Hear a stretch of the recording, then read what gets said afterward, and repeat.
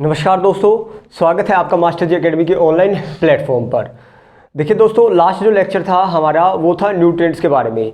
हम लोगों ने न्यूट्रिएंट्स पढ़ा था। न्यूट्रिएंट्स में हम लोगों ने कार्बोहाइड्रेट, प्रोटीन, फैट, विटामिन्स, तमाम बहुत सारी चीज़ों के बारे में बात की थी। तो दोस्तों आज का जो हमारा लेक्चर है वो है हमारा डिजीज़ यानी बीमारियों का। देखिए दोस्तों, क्या होता है, हमने पिछली क्लास में आप लोगों को बताया था कि हम जब भी खाना खाते हैं, चाहे वो कार्बोहाइड्रेट लिया, फैट लिया, प्रोटीन, विटामिन, कुछ भी लिया, कुछ भी खाना खाया, तो दोस्तों उस खाने के साथ क्या होता है, कुछ छोटे छोटे जीव ना हमारे शरीर में चले जाते हैं। खाने के साथ हमारे कहाँ पे चले जाते हैं, शरीर में चले जाते हैं। जैसे कुछ वायरस है, कुछ बैक्टीरिया है, विषाणु है, जीवाणु है, वो हमारे खाने के साथ मिक्सअप होके हमारे शरीर के अंदर चले जाते हैं और हम लोगों को बहुत सारी बीमारियाँ फैलाते हैं। तो आज उसी टॉपिक को हम पढ़ने वाले हैं कि वो कौन कौन सी बीमारियाँ फैलाते हैं या बीमारियाँ कितने प्रकार की होती है, डिजीज को कितने टाइप से पढ़ते हैं। तो चलिए दोस्तों स्टार्ट करते हैं। देखिए यहाँ पे डिजीज लिखा हुआ है दोस्तों, बीमारियां। ध्यान रखना, 2 नंबर पक्के हो जाएंगे आप लोगों के। बहुत ही इंपॉर्टेंट टॉपिक है। मैंने बताया था एक तो विटामिन और दोस्तों एक हमारा डिजीज। यहाँ से बहुत सारे क्वेश्चन आप लोगों के आते हैं पेपर में और स्पेशली बायो से। चलिए देखिए दोस्तों, डिजीज जो है वो हमारी 2 प्रकार की होती है। भाई कितने प्रकार की होती है? 2 प्रकार की। एक होती है दोस्तों जेनेटिक डिजीज, जिसको हम आनुवांशिक रोग कहते हैं दोस्तों। आनुवांशिक रोग, आनुवांशिक रोग क्या होते हैं अभी देख लेते हैं दोस्तों। एक हो गया जेनेटिक डिजीज और एक हो गया एक्वायर्ड डिजीज। एक्वायर्ड डिजीज यानी आर्जित रोग, आर्जित रोग यानी जो खुद से हमने अर्जित कर लिया। अर्जित करने का मतलब क्या है, चलिए अब देखते हैं दोस्तों। ठीक है, डिजीज 2 प्रकार की, जेनेटिक और एक्वायर्ड। दोस्तों जेनेटिक डिजीज जो वो डिजीज होती है, वो बीमारियां होती है जो हम लोगों को बाय बर्थ होती है, जो जन्म से ही हम लोगों को बीमारियां होती है। बच्चा पैदा हुआ और जन्म से ही उसने अपने माता पिता से वो बीमारी क्या कर ली, एक्वायर कर ली, यानी उसने बाय बर्थ एक्वायर की। अगर बाय बर्थ एक्वायर करता है तो उसी को हम जेनेटिक डिजीज कहते हैं, जो एक पीढ़ी से दूसरी पीढ़ी में चले जाते हैं। उन बीमारियों को दोस्तों हम जेनेटिक डिजीज कहते हैं। समझ आया? और एक्वायर्ड डिजीज कौन सा हो गया दोस्तों? एक्वायर्ड डिजीज भी 2 प्रकार के होते हैं, ध्यान रखना। एक्वायर्ड का मतलब है हम लोगों ने बाहर से कुछ ले लिया, हम लोगों ने बाहर से कुछ चीज ली और वो हमारे शरीर में गई और तब उसने बीमारी फैला दी। यहाँ पे कोई बाहर से नहीं आया था, यहाँ पे तो खुद ही हम लोगों को बाय बर्थ हो गया था। ठीक है, एक्वायर्ड में यानी हम लोगों ने एक्वायर किया, बाहर से एक्वायर किया, बाहर से अर्जित किया अपने शरीर में। तो ये दोस्तों 2 प्रकार की होती है। एक तो होता है इन्फेक्शियस डिजीज, इन्फेक्शियस, या इसी को दोस्तों हम कम्युनिकेबल भी कहते हैं, कम्युनिकेबल डिजीज। ये जो डिजीज होती है इसको हम संक्रमण बीमारी कहते हैं दोस्तों। हिंदी में क्या कहेंगे? संक्रमण बीमारी। ठीक है, संक्रमण बीमारियां कौन सी होती है? जो भाई एक आदमी से दूसरे आदमी में फैलती हो, उनको हम क्या कहते हैं? कम्युनिकेबल या इन्फेक्शियस या संक्रमण बीमारियां कहते हैं। और दूसरी होती है दोस्तों नॉन ट्रांसफरेबल या नॉन इन्फेक्शियस, नॉन इन्फेक्शियस, या आप लोग कहोगे non communicable, non communicable disease, non communicable, या दोस्तों आप लोग कहोगे असंक्रमण बीमारी, असंक्रमण बीमारियां। यानी असंक्रमण बीमारियां कौन सी होती है दोस्तों? वो बीमारियां जो एक दूसरे से ना फैलती हो। अब यहाँ पे थोड़ा सा ध्यान दीजिएगा दोस्तों, नॉन इन्फेक्शियस जो डिजीज है, असंक्रमण बीमारियों को फिर से हम लोग 2 पार्ट में डिवाइड करते हैं। कितने पार्ट में दोस्तों? 2 पार्ट में। सबसे पहले मैं इसकी बात बता रहा हूँ भाई, नॉन इन्फेक्शियस 2 प्रकार के। एक तो होता है दोस्तों by lack of nutrients, by lack of nutrition, by lack of nutrition यानी पोषक आहार की कमी से होने वाले रोग, पोषक आहार की कमी से होने वाले रोग। दोस्तों हमने लास्ट क्लास में अभी न्यूट्रिशन वाला टॉपिक ही पढ़ा था। तो आप लोगों को पता है अगर हम लोग खाना नहीं खाएंगे तो हम लोगों को बहुत सारी बीमारियां हो जाएगी। जैसे प्रोटीन की कमी से क्वाशियरकर और मरासमस रोग हो जाते थे, विटामिन की कमी से दोस्तों रिकेट्स हो जाता था, नाइट ब्लाइंडनेस हो जाता था, स्कर्वी है, अनीमिया है, तो बहुत सारी डिजीज हम लोगों को हो जाती थी। तो दोस्तों वो क्या होती है, वो अगर किसी एक व्यक्ति में होती है ना तो उसी व्यक्ति में रहेगी, ये नहीं वो उससे फैल जाएगी। तो दोस्तों वो तो हो गई by lack of nutrients, nutrition. और किस में आ गया? नॉन इन्फेक्शियस डिजीज है। ठीक है, तो इसमें क्या क्या बीमारी आ जाएगी? तो भाई रिकेट्स इन चिल्ड्रन हो गया, ठीक है, रिकेट्स इन चिल्ड्रन, रतौंधी, नाइट ब्लाइंडनेस हो गया। ठीक है, तमाम बहुत सारी चीज़ें, ये तो आप लोग पढ़ चुके हैं, हम करवा चुके हैं, तो मैं बार बार इसको दोहराता नहीं हूँ भाई, ठीक है। वो जो हमने पीछे पढ़ा वही है सारा का सारा। अब बाय लैक ऑफ न्यूट्रिशन तो हो गया, और इसमें एक होता है दोस्तों बाय एलिमेंट, यानी तत्वों से होने वाले रोग, तत्वों से होने वाले रोग। देखिए हमने लास्ट क्लास में आप लोगों को बताया था, जब मिनरल्स पढ़ाया था आप लोगों को, कि कुछ मिनरल्स या कुछ एलिमेंट ऐसे होते हैं जो हमारे लिए फ़ायदेमंद होते हैं, जैसे आयरन था, कैल्शियम था, आयोडीन था, ठीक है, सोडियम था। तो वो हमारे शरीर में क्या करते थे दोस्तों, हम लोगों को हेल्पफुल थे।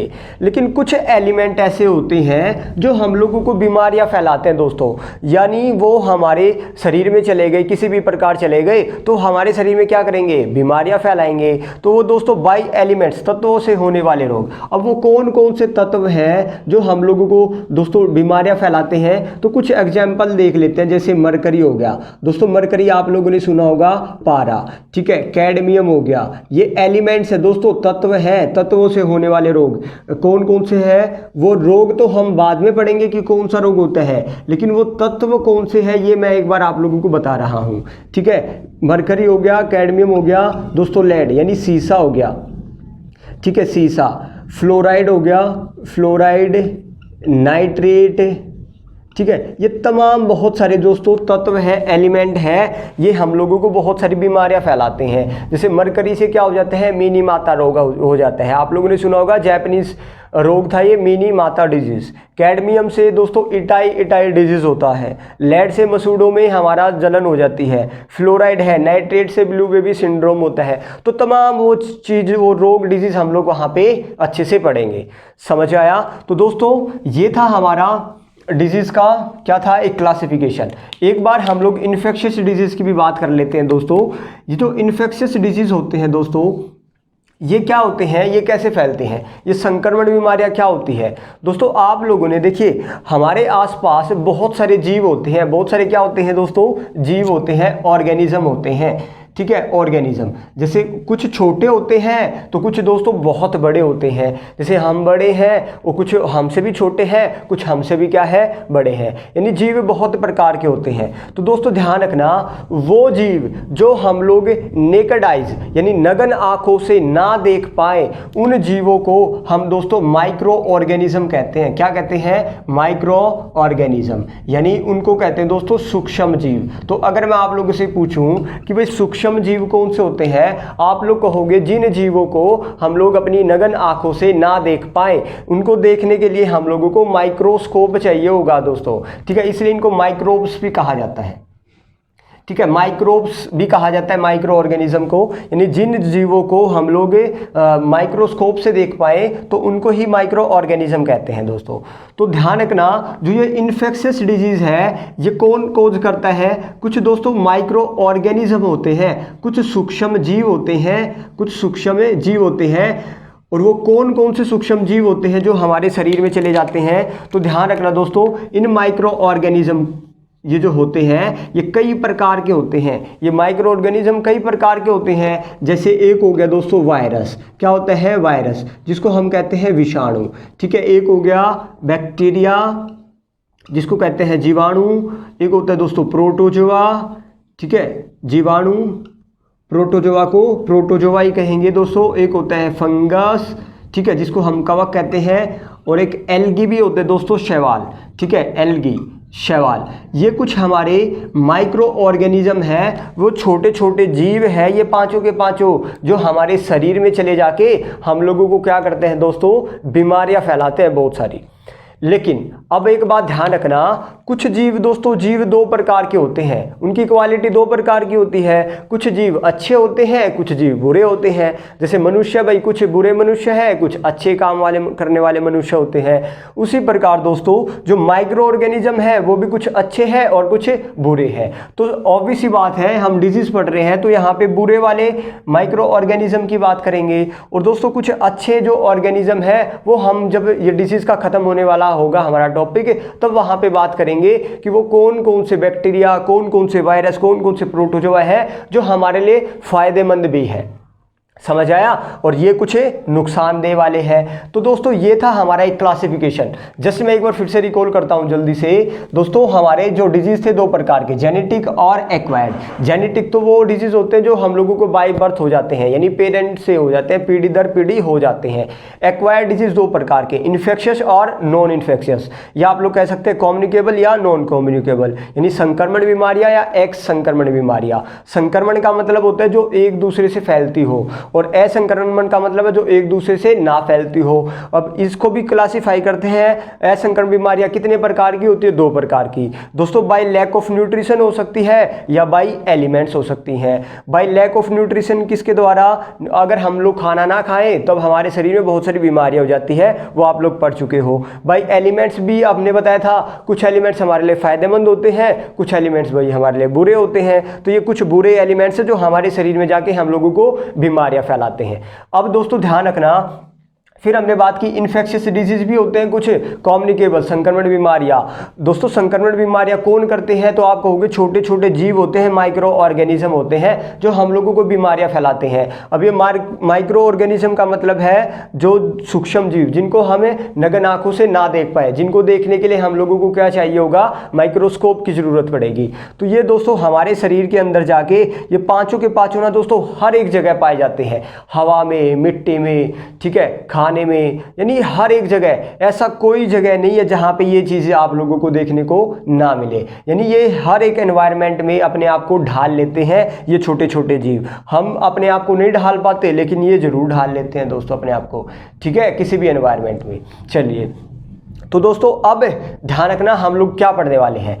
अब इसमें से हम लोग एक तो पढ़ने वाले हैं जेनेटिक डिजीज के बारे में, एक पढ़ेंगे इस टॉपिक में हम लोग इन्फेक्शियस डिजीज के बारे में। इन्फेक्शियस डिजीज का मतलब है कि दोस्तों जो वायरस है हमारे शरीर में, वायरस से होने वाले कौन कौन से डिजीज है, एक बहुत लंबी लिस्ट है, वो हम लोग जानने वाले हैं। जैसे अभी आपको पता है कोरोना वायरस चला हुआ है, यानी वायरस लग गया ना उसके पीछे। तो कोरोना क्या है? एक वायरस से होने वाला डिजीज है, और एक कैसा डिजीज है? संक्रमण बीमारी है, एक दूसरे से क्या होती है? फैलती है, ठीक है। इसी प्रकार दोस्तों कुछ बैक्टीरिया होती है, बैक्टीरिया से होने वाले कुछ डिजीज है, जैसे आप लोगों ने टीबी सुना होगा, निमोनिया, टीबी वगैरह, ये हमारे किससे होते हैं? बैक्टीरिया से। वायरस से होने वाले डिजीज की अगर बात करें तो दोस्तों आप लोगों ने सुना होगा कि हमारा आई फ्लू है, बर्ड फ्लू है, स्वाइन फ्लू है, smallpox, chickenpox, chikungunya, common cold and cough. तो बहुत सारी बीमारियां हैं दोस्तों, हेपेटाइटिस, डेंगू, पोलियो, रेबीज। तो ये सारी की सारी डिजीज हमारी किससे होने वाली है? वायरस से होने वाली बीमारियां है, ठीक है। बैक्टीरिया से भी आप लोग समझ गई। प्रोटोजोआ से होने वाली कौन कौन सी बीमारियां दोस्तों? तो मलेरिया आप लोगों ने सुना होगा, ठीक है, मलेरिया, अमाइबासिस, स्लीपिंग सिकनेस, पायरिया जो मुंह में होता है, तो वो हम लोगों को प्रोटोजोआ फैलाते हैं। और अगर फंगस की बात करूं तो दोस्तों मैं फंगस से होने वाली भी बहुत सारी बीमारियां हैं, जैसे कि आप लोगों ने सुना होगा दाद हो जाती है, खुजली हो जाती है, दमा हो जाता है, गंजापन आ जाता है। तो ये सारी की सारी एथलीट फुट है, तो ये सारे हमारे किससे होने वाले डिजीज है? फंगस से होने वाले डिजीज है, ठीक है। अब अगर मैं जेनेटिक डिजीज की बात करूं दोस्तों, हमारे आनुवांशिक रोग की, तो जेनेटिक डिजीज में हमारे कौन कौन से रोग आ जाते हैं? जैसे कि आप लोगों को पता है दोस्तों, जेनेटिक डिजीज में हमारे क्या क्या? कलर ब्लाइंडनेस आप लोगों ने सुना होगा, ठीक है, कलर ब्लाइंडनेस है, पटाऊ सिंड्रोम है, ठीक है, हीमोफीलिया है, क्लाइनफेल्टर सिंड्रोम है, डाउन सिंड्रोम है, टर्नर सिंड्रोम है। तो बहुत सारी बीमारियां हैं जो हम लोगों को बाय बर्थ हो जाती है। और इन सभी के अलावा कुछ अलग बीमारियां भी है दोस्तों, मिर्गी आती है, किसी को कैंसर हो जाता है। तो बीमारियां बहुत सारी है दोस्तों, ठीक है, बहुत सारी बीमारियां हैं। तो इनमें से इंपॉर्टेंट कौन सी है? एक तो जेनेटिक डिजीज कुछ डिजीज है दोस्तों, इन्फेक्शियस डिजीज, और ये बाय एलिमेंट्स के द्वारा कौन कौन सी डिजीज होती है, और इन्फेक्शियस के द्वारा यानी वायरस, बैक्टीरिया, प्रोटोजोआ, फंगस से कौन कौन सी बीमारियां होती है। बहुत ही इंपॉर्टेंट ये हमारा लेक्चर रहने वाला है, मैंने आप लोगों को बताया। तो एक दो वीडियोस में हम इसको कवर करने वाले हैं, तो मे बी आप लोगों को टॉपिक का ओवरऑल अच्छे से समझ में आ गया होगा, ठीक है। अब दोस्तों मैं थोड़ा सा इस टॉपिक में बात कर लेता हूँ एक तो हम छोड़ देते हैं, देखिए इन्फेक्शियस डिजीज़ है, ये बहुत बड़ा टॉपिक है, ये डिजीज़ अपने आप में माइक्रो ऑर्गेनिज्म से होने वाली बीमारियां। तो अभी जो हमारे लिए छोटा सा पार्ट है वो है एक तो एलिमेंट से होने वाले डिजीज़ और एक है दोस्तों बाय बर्थ होने वाले डिजीज़। इन डिजीज़ को हम लोग देख लेते हैं इस वीडियो में, और नेक्स्ट जो लेक्चर होगा उसमें हम पढ़ेंगे माइक्रो ऑर्गेनिज्म से होने वाले डिजीज़। और दोस्तों ये सबसे इंपॉर्टेंट है, सबसे इंपॉर्टेंट ये, दूसरे नंबर पे बाय एलिमेंट से होने वाले डिजीज़ और थर्ड नंबर पे हमारा जेनेटिक डिजीज़। लेकिन पढ़ना आप लोगों को सारा का सारा है। चलिए अब बात करते हैं दोस्तों हम अपना एलिमेंट से होने वाले डिजीज़ के बारे में। तो देखिए दोस्तों ये है हमारे तत्वों से होने वाले डिजीज़, यानी एलिमेंट से कौन कौन सा डिजीज़ हम लोगों को हो जाता है। तो दोस्तों मैंने अभी आप लोगों को बताया था कि कुछ एलिमेंट्स हमारे लिए फ़ायदेमंद है तो कुछ एलिमेंट्स हमारे लिए डिजीज़ का कोज करते हैं। तो दोस्तों वो कौन कौन से तत्व हैं, वो कौन कौन से एलिमेंट हैं जो हम लोगों को बीमारियां फैलाते हैं। तो आप लोग देख पा रहे हैं यहाँ पे लिखा हुआ है मैंने, ठीक है, मरकरी है, कैडमियम है, नाइट्रेट, लेड, स्ट्रोंशियम, आर्सेनिक, तो तमाम बहुत सारे हमारे ये एलिमेंट्स हैं। और दोस्तों वो कौन कौन सी बीमारियां फैलाते हैं, तो यहाँ पे मैंने डिजीज़ का नाम लिखा है। मिनी माता डिजीज़ है, इटाई है, फ्लोरोसिस है, black foot, blue baby syndrome आप लोग देख पा रहे हैं। दोस्तों यहाँ पे लिखा है कि वो बीमारी है क्या। जैसे मिनी माता बीमारी हो गया तो है क्या, इसमें क्या हो जाता है दोस्तों, बहरापन है, धुंधलापन है, और जो मेंटली डिसऑर्डर हो जाता है, मानसिक असंतुलन हो जाते हैं।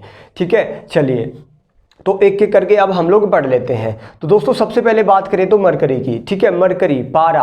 अगर जो मरकरी है, हम लोग पानी पीते हैं, पानी में अगर मरकरी मिला हुआ है, और दोस्तों ये तमाम चीज़ें है ना हमारे शरीर में पानी के द्वारा ही जाती है, पानी के द्वारा ही हम लोग इसको क्या करते हैं, एक्वायर करते हैं। ठीक है, तो मरकरी हमारे शरीर में गया तो कौन सा डिजीज़, मिनी माता।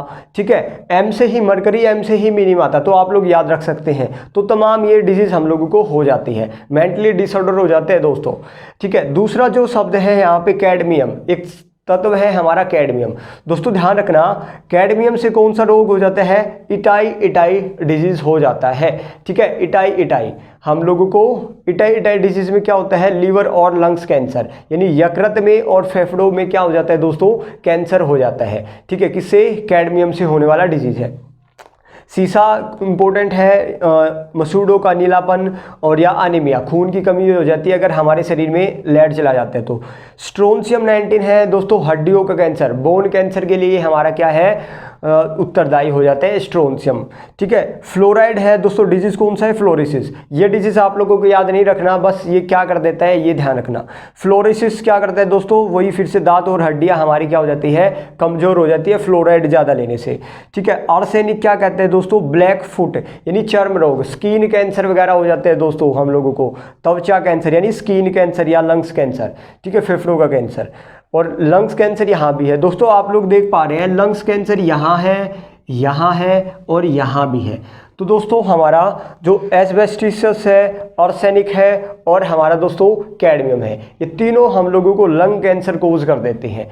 ठीक है, तो अब इसमें से आप लोगों को ध्यान क्या रखना है दोस्तों, ये तीन तो आप भूलोगे नहीं भाई, फर्स्ट, सेकंड और ब्लू बेबी सिंड्रोम। ये नाइट्रेट से ब्लू बेबी यानी जो बेबी है दोस्तों वो नीला पड़ जाता है। सिंड्रोम का मतलब होता है एक ग्रुप ऑफ डिजीज, बहुत सारी बीमारियां उसमें आ जाती है। ठीक है, तो उसका जो ब्लड है वो रेड नहीं, वो ब्लू हो जाता है दोस्तों, क्योंकि नाइट्रेट चला जाएगा तो मिथाइल नाइट्रेट बना देगा वो अपने शरीर में। ठीक है, एस्बेस्टोसिस क्या होता है दोस्तों, ये भी हमारा लंग्स कैंसर कोज करता है। तो यहाँ पे आप लोग ध्यान रख सकते हैं, एक तो आप लोगों को नाइट्रेट, एक आप लोगों को कैडमियम, एक आप लोगों को मरकरी, और दोस्तों एक आप लोग याद रख सकते हैं यहाँ से एस्बेस्टोसिस। ये जरूर ध्यान रखना कि ये किससे संबंधित बीमारी है, ये एक बार पेपर में पूछा गया था। तो लंग्स यानी फेफड़ों से संबंधित ये हमारी डिजीज है। ठीक है, मिनी माता, इटाई और black foot disease, blue baby syndrome, तो ये आप लोग ध्यान रख सकते हैं।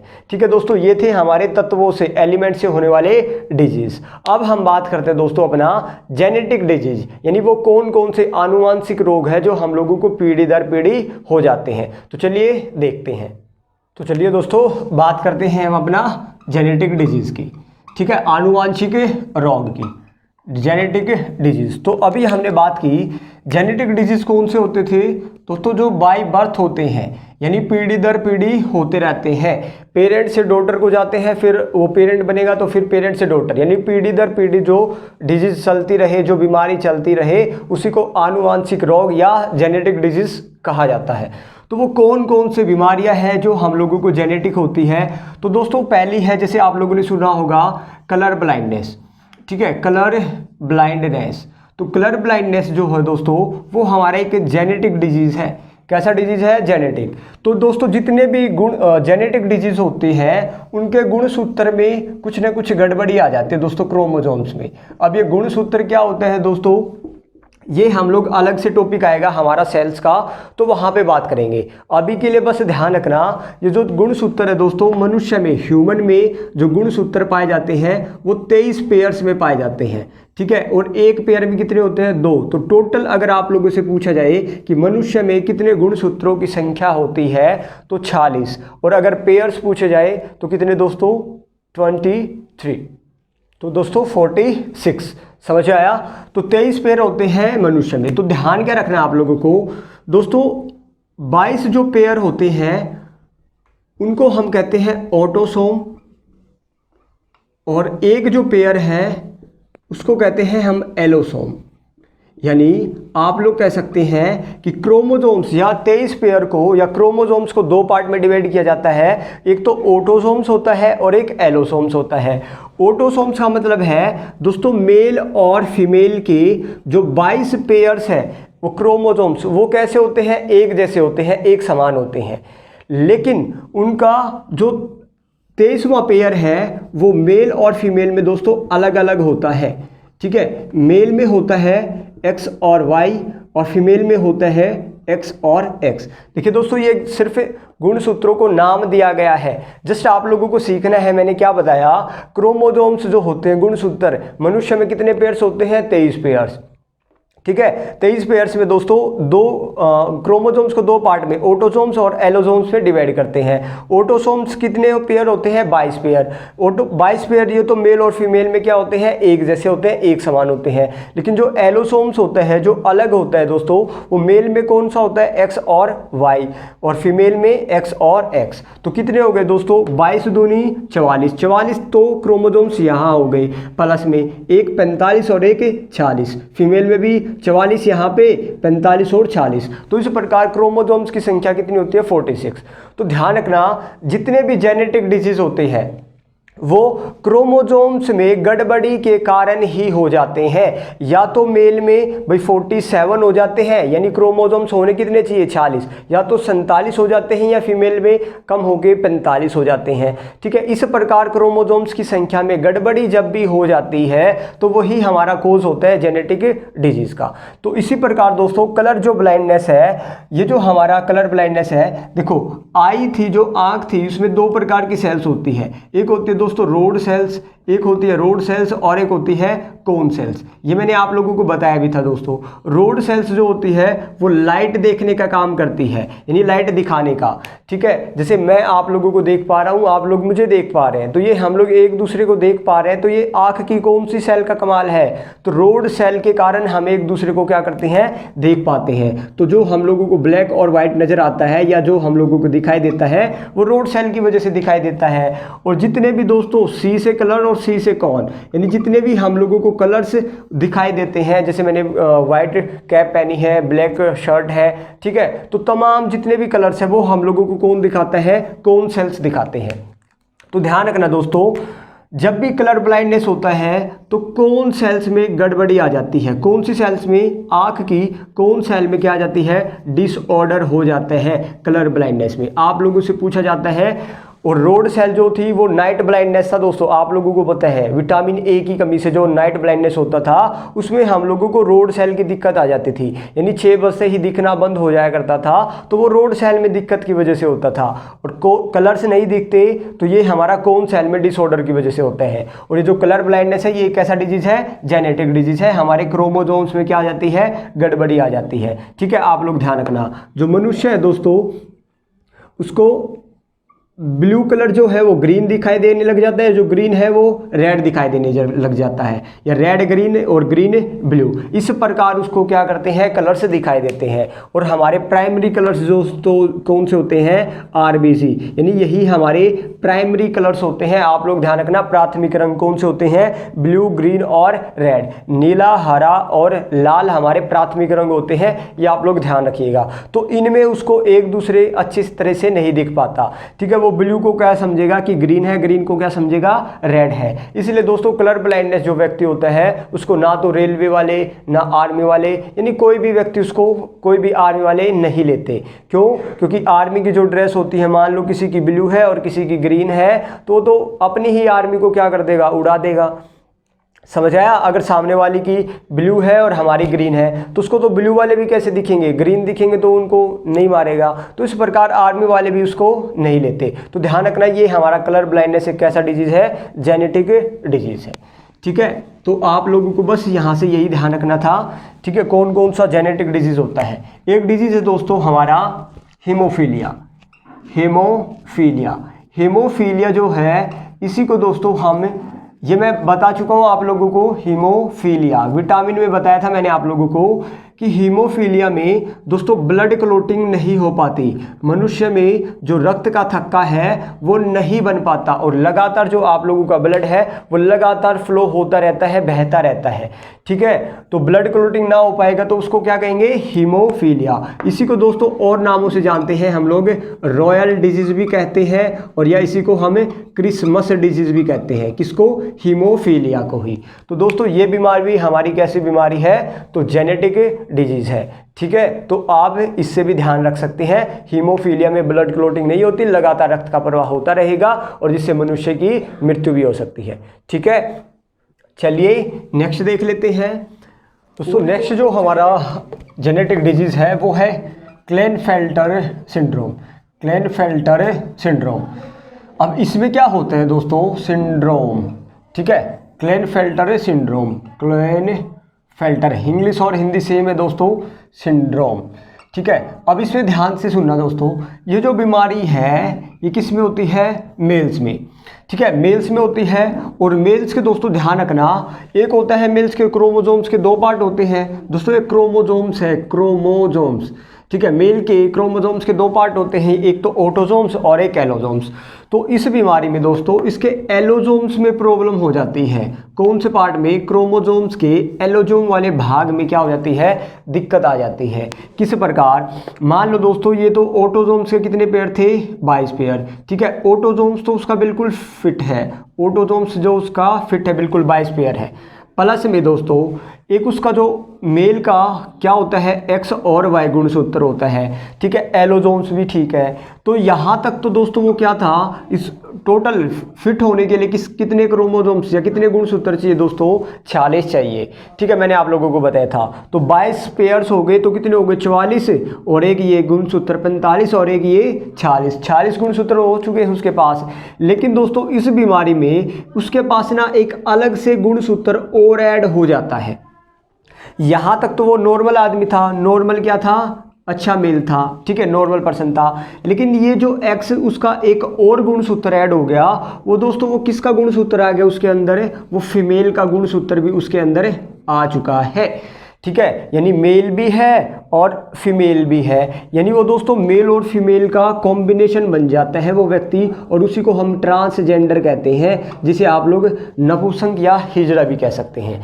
यानी फीमेल के या तो उसमें सतन आ जाएंगे या ओवरी पार्ट उसका आ जाता है उस पर्सन में, ठीक है। कौन सी बीमारी में, क्लेनफेल्टर सिंड्रोम में। तो दोस्तों उसके क्लेनफेल्टर सिंड्रोम में अगर आप लोगों से पूछा जाए कितने गुणसूत्र हो जाते हैं, टोटल 47 गुणसूत्र हो जाते हैं उसके अंदर, ठीक है। होने कितने चाहिए थे, 40। समझ आया? तो दोस्तों ये भी हमारा क्या सा डिजीज है कि जेनेटिक डिजीज है। तो उसके एलोजोम वाले पार्ट में दिक्कत आ गई थी, एक अलग से क्रोमोजोम्स ऐड हो गया था, ठीक है। तो आप लोग ध्यान रख सकते हैं दोस्तों। एक होता है हमारा टर्नर सिंड्रोम। कौन सा सिंड्रोम है दोस्तों, Turner syndrome. Turner syndrome, syndrome क्या होता था, एक ग्रुप ऑफ डिजीज को ही टर्नर सिंड्रोम कहते हैं दोस्तों, सिंड्रोम कहते हैं। ये जो बीमारी होती है दोस्तों ये फीमेल में होती है। किस में होती है? फीमेल में। और फीमेल के भी कौन से पार्ट में दोस्तों? एलोजोम्स में दिक्कत हो जाती है। किसमें? एलोजोम्स में। यानी 22 पेयर्स और प्लस में एक्स और एक्स तक तो वो क्या थी दोस्तों? एक नॉर्मल फीमेल थी। ठीक है, आपके और ठीक है सभी जैसी कैसी फीमेल थी? नॉर्मल फीमेल थी, क्योंकि 22 से 44 हो गए, पेयर्स है तो 44, 45 और 40। फिट होने के लिए कितने क्रोमोसोम्स चाहिए थे? 46 चाहिए थे। लेकिन दोस्तों इसमें क्या हो जाता है? इस बीमारी में एक क्रोमोसोम्स जो होता है उसका डिलीट हो जाता है। एक क्रोमोसोम्स क्या हो जाता है? डिलीट हो जाता है। और उसमें क्रोमोसोम्स की संख्या कितनी हो जाती है? गुणसूत्रों की संख्या 45 हो जाती है दोस्तों। कितनी? 45। और वो क्या हो जाती है? स्टेराइल हो जाती है, यानी वो बांझ हो जाती है। ठीक है, उसका ओवरी पार्ट नहीं बन पाता, उसका ओवरी पार्ट प्रोडक्शन या अच्छी तरह से नहीं बन पाता, इमेच्योर हो जाता है दोस्तों। तो ये था टर्नर सिंड्रोम में। आई थिंक आप लोगों को समझ में आ गया। तो टर्नर सिंड्रोम में गुणसूत्रों की संख्या कितनी हो जाती है? 45। ठीक है, तो चलिए एक और नेक्स्ट देखते हैं दोस्तों। तो मेरे ख्याल से क्लेनफेल्टर, तो अभी तक हमने जेनेटिक डिजीज़ कौन कौन सा पढ़ा है दोस्तों? हमने कलर ब्लाइंडनेस पढ़ा, और हमने हीमोफीलिया पढ़ा, हमने क्लेनफेल्टर सिंड्रोम पढ़ा, हम लोगों ने टर्नर सिंड्रोम पढ़ा। अब दोस्तों नेक्स्ट सिंड्रोम देख लेते हैं। एक होता है दोस्तों हमारा डाउन सिंड्रोम। कौन सा सिंड्रोम हो गया? Down syndrome. अब इसमें क्या होता है? और एक होता है दोस्तों पटाऊ सिंड्रोम। ठीक है, डाउन सिंड्रोम और एक पटाऊ सिंड्रोम। पहले डाउन सिंड्रोम देख लेते हैं। इसमें क्या होता है? डाउन सिंड्रोम जो होता है दोस्तों ये मेल और फीमेल दोनों में ही हो सकता है। ठीक है, मेल और फीमेल दोनों में ही हो सकता है। भाई इसमें क्या होता है दोस्तों? इसमें ना उसके ऑटोजोम्स वाले पार्ट में दिक्कत हो जाती है। किसमें? ऑटोजोम्स। अभी तक उन दोनों में क्लेनफेल्टर और टर्नर सिंड्रोम में दोस्तों उसके एलोजोम्स वाले पार्ट में दिक्कत थी, लेकिन अब की बार उसके एटोजोम्स में कितने पेयर्स होते हैं? 22 पेयर्स। तो ध्यान रखना इस बीमारी में डाउन सिंड्रोम में उसका जो 21st जो पेयर्स है, 21वां जो पेयर्स है दोस्तों, उसमें 3 गुणसूत्र हो जाते हैं। कितने गुणसूत्र हो जाते हैं? 3। आमतौर पर पेयर होगा तो पेयर तो जोड़ा होता है भाई, 2 होने चाहिए थे, लेकिन इसमें एक अलग से क्या हो जाता है? गुणसूत्र ऐड हो जाता है दोस्तों, तीसरा गुणसूत्र ऐड हो जाता है। तो डाउन सिंड्रोम में 21st पेयर है उसमें ट्राइसोम हो जाते हैं दोस्तों, ट्राइजोम्स। ठीक है, ट्राइजोम्स हो जाते हैं, 3 गुणसूत्र हो जाते हैं। ठीक है, तो इस बीमारी में क्या होता है दोस्तों? इस बीमारी में उस पर्सन की एक आंख मोटी हो जाएगी, यानी मेंटली डिसऑर्डर हो जाएगा वो व्यक्ति, पूरी तरह डिसऑर्डर। उसका फिजिकली जो है दोस्तों वो डिसऑर्डर हो जाएगा, यानी एक पैर बहुत बड़ा हो जाएगा, मोटा हो जाएगा, जीभ मोटी हो जाएगी, ठीक है, आंख मोटी हो जाएगी, एक मोटी आंख हो जाएगी, कान मोटा हो जाएगा, यानी कुछ भी वो पूरी तरह क्या हो जाएगा? डिसऑर्डर हो जाएगा देखने में। ठीक है, तो ये और दोस्तों डाउन सिंड्रोम को ही ध्यान रखना मंगोलिज्म डिजीज भी कहा जाता है। ठीक है, मंगोलिज्म वेरी वेरी इंपॉर्टेंट है, यही पेपर में आ चुका कई बार। ठीक है, मंगोलिज्म। ठीक है, मंगोलिज्म जो बीमारी है वो किसे कहा जाता है? डाउन सिंड्रोम को कहा जाता है। तो मे भी आप लोगों को समझ में आ गया। ठीक है, डाउन सिंड्रोम क्या होता है। एक लास्ट जेनेटिक डिजीज बचा है दोस्तों, जल्दी से देख लेते हैं। एक होता है पटाऊ सिंड्रोम। ठीक है, पटाऊ सिंड्रोम इंग्लिश में और हिंदी में सेम है, पटाऊ सिंड्रोम।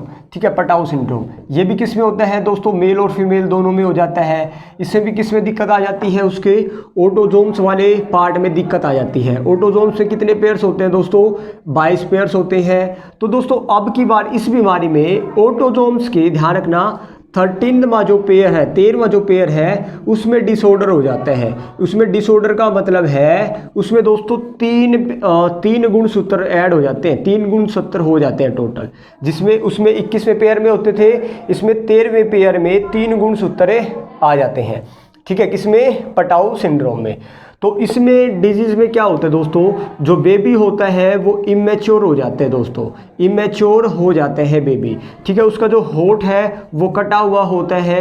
ठीक है, होठ जो है उसका कटा हुआ होता है, और दोस्तों इमेच्योर बेबी होठ कटा हुआ। तो ये कुछ उसकी खास विशेषताएं हैं किसकी?